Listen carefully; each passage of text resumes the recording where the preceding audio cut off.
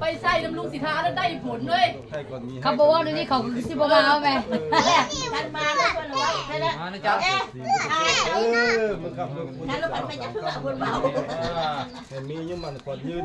ยามในที่มันปจบปฏิทินมันปีเก่าปีใหม่มันจะโชคแต่มันจะรับแต่ด้วยมันยืนเรื่องน้อยมาจะพูดจะพี่เตะปีก็ให้มันตั้งคันเห็นอย่างนี้กันได้ท่านคนตั้งความมันก็ได้เลยมันต้องเก่งกว่าหมู่มันอยู่ได้ตอนแล้วจะได้เจ้าแล้วก็เทียมมาไปล่อบางวงตีจะมากลางคืนนะคืนนี้ก็คือมาที่แบบมาไม่ได้ร้องที่นั่นได้ที่นั่นทุกความมุ่งมั่นปรารถนาทุกมันจะทำร่ำรวยดีได้เองมองเพื่อนเพื่อนวัดว่าเนี่ยว่าเรื่องอะไรฮะว่าเราครับถ่ายถูกมาท่านด้วยให้อยู่ดีเมียแข็งแต่ว่าข้าดำตะวันเด็ดจะไม่ใครเยอะมันนี่ที่ว่าเฮียงก็จะเฮ้ยไม่คุยเลยใช่คนนี้กูได้เย็นแล้วนี่แหละมือสันมันสอบผมก็พอดีมือขับมือจานก็เป็นสาวครับว่าวัดทักเขียนให้อยู่ดีเมียมีมันก่อนยืนขึ้นค่าหาเงินหาที่ได้กันมาส่งความมั่นปรารถนามันมันไม่ได้คอยเราปลุกเก่งพระธรรมดานี่นะพอได้ไปสุขภาพแข็งให้ร่ำให้รวยทุกฝ่ายทั้งทหารทั้งทีมผมจริงนะมาแล้วคนนอนทุกทหารทหารผมเก่งด้านเนี้ยใช่ก่อนนะคนนี้ที่เขา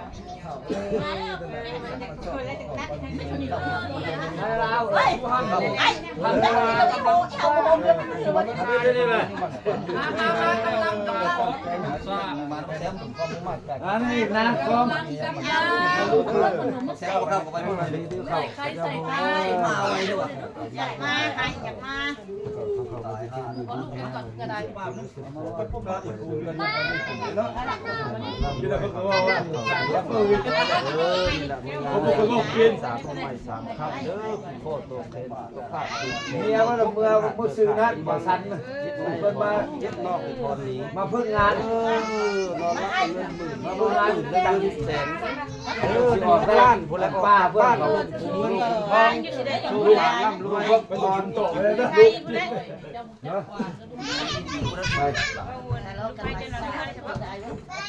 นี่ยบอกกันนะมึงเอามือซื้อนะ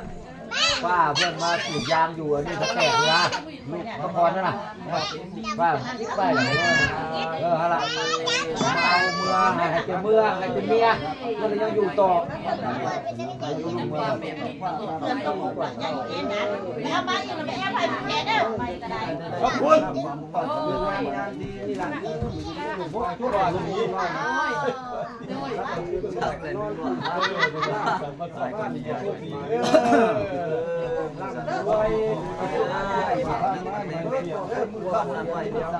ครับเนี่ยก่อนผมบอกข้าม3 คนเลยนะ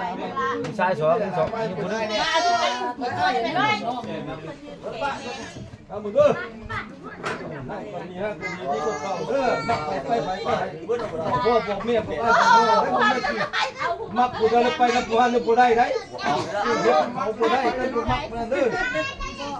มันถูกมาเพราะเพื่อนเดี๋ยวมันกินเราได้กินไปยังไปเลย ไปเริ่มนั่นแน่มาแล้ว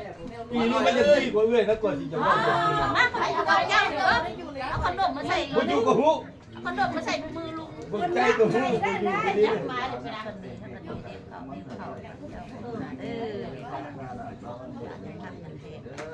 มาเสียจ่องดีละถ้าหายมาบุญอยู่ดีมีแหงเก่งแหงรวยอันนั้นจะว่าอะไรนี่ละฝ่ายนะมันน่าจะหูตัวมันนะแล้วว่าฟันเยอะนะเงินวันหนาหลังหาชิ้นมาเลยเขามีการสั่งดีได้เงี้ยได้ได้นี่ก็ได้ดิได้ยินแล้วว่ามีผัวเบิ่งแยงอย่างนั้นตัวบ้านอย่างเดียวจนยังว่าหลายคนแพงนะน้องเขาเสือผมกินออกมาเนี่ยไปน้ำ ให้กว่าให้กว่าให้กว่าแกแล้วก็ทำคุณแล้วล่ะลิงกิน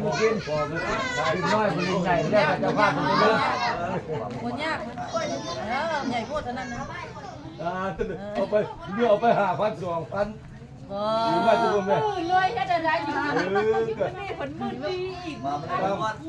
ตามเพิ่นว่าไม่ได้กับคันนะอยากกินบ่ไหวจะได้บ่ขอที่บ่เป็นต้องเว้านี่บ่ให้ก็เอาไปแล้วก็ยาเนี่ย นี่ล่ะน้องยังฮักยังแพงปลูกมัดทันกองไว้อย่าลืมเบิ่งน้องแน่ฮักแพงอยู่ดีมีแฮงลูกหลานให้ข่าวกินขายลูกหลานข่าวว่ากระดองไหลๆมัน ไปนะเขาบ่หลายผู้ใดเลยไปเขาก่อนนะ จะเห็นคือออกไปนอกได้ไม่ผ่านไม่สอง ย่างอัน ก็สบังนะนะอยู่ว่าธรรมดาได้มันอยู่ที่ปานน้องอยู่ อีนี่ละดื้อนะเราไม่อยากให้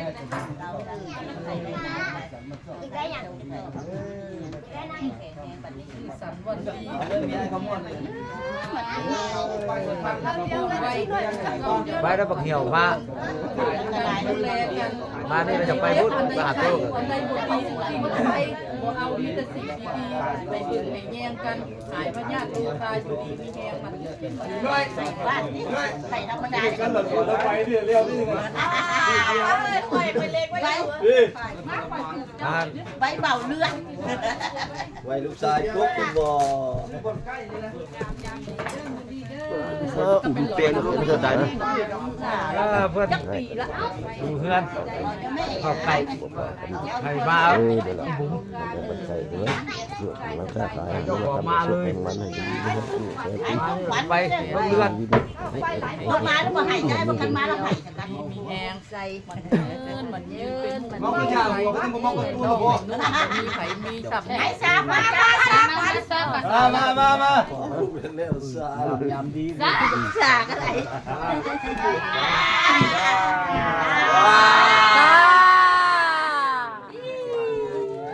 เจ้าไก่ลาดเด้อ หมกกล้วยพังใหญ่มา เดี๋ยวเกี่ยวกินหน่อยเร็วเก็บขนมเร็วเอาเงินไหนอุ้ย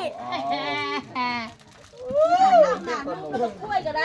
หมกกล้วยก็น่าเน่าละ เอาเงินไปให้อุ้ยเอาไปไว้พุ่นเอาไปตั้งไว้อยู่น้ำลาวเผื่อไผมาบ่ทันก็สิได้ถูกเอาเรา กินแล้วเขาจะกล้วยถ่ายอยู่ท่าน เอาบ่กิน ไป หน่อยนึง แล้วอยากกินเด้ก็เจ้ากินไป ไปเดี๋ยวไปตักข้าว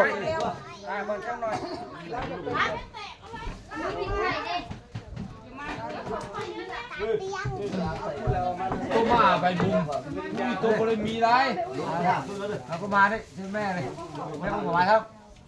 นั่งลง